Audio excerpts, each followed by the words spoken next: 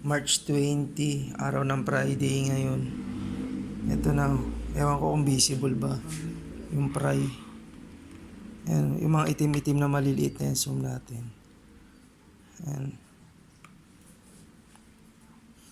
Yan, mga maliliit na yan. Yan na yung mga fry. Meron na tayong successful na fry. Hopefully magtuloy. Yan ang marking niya, March 20.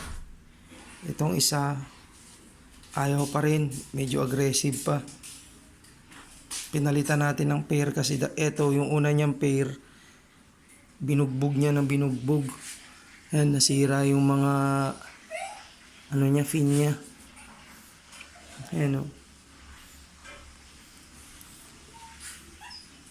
May itlog na pa naman to, sayang. Pero dito, itong ipapares natin, itong roast tail na to. Pag medyo malalaki na itong fry, mga siguro 1 week. After 1 week, yung kaya na mag-survive yung fry ng walang tatay.